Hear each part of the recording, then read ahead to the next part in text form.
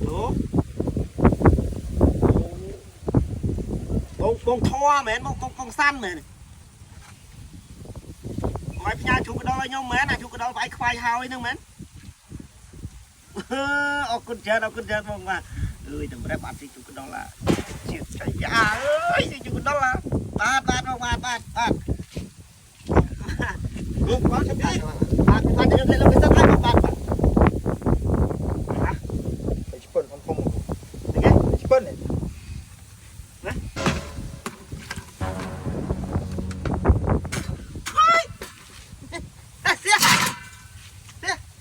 Anh xí ấy. Ủa này khai tiết mà nó bạn thấy bạn xì rồi mà. Đó đấy, anh xí chú cái đó là anh nhỉ. Ngoài con thoan nhau mau. Không xì đấy không? Ôi xí đi. Ăn cho nó khó tiền của anh. Đây cái nasi nó chai. Cái á. À. Giờ thấy nó chạy trao lôi hết á. Bạn thấy phần sôi bông nó đâu cho chú cái đó gì. Đây bắt á. Bạn nói trên tay nó. Đúng không? Bạn ơi mau khai sai chị. Mình mau ngày nắng này. Chọc bạn bông ơi, chọc bạn đấy. Bạn không bạn. Ông không xí bài. Ba chui đưa ra đi. Đó, đó. Cô mong hỏi nhắm á. Nó nhắm đấy, bắt trò rồi. Đi làm nào? À thôi xui. Nãy chụp cái đó một rồi. Chụp cái đó lên, chụp cái đó mà hôm á. Chụp cái đó. Khăn tay một cái nhà màu mà làm chết á chụp cái đầu rồi. Không xì cái này em xì sai chồng. Chụp ai á? À chúng anh chụp cái đầu má ai xì bình. Có từ. Có này chúng anh nha. Theo là phát cái mau à.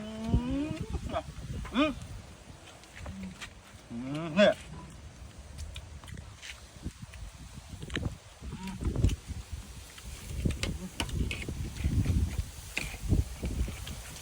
Trông thằng lắm. Để cọp tứ là má. Quá mà chung trên này. Trời không có. Nè, cứ chơi. Thấy còn mấy bác trao và kê tiền. Phải bé ấu nè, bọn nhám tê nghe tới o đi, tôi bắt đầu.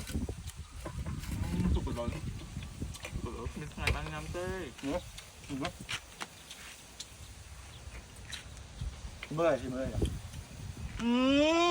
Kia không có đổ.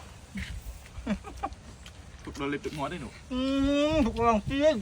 Chụp rồi còn giống mấy chụp đó.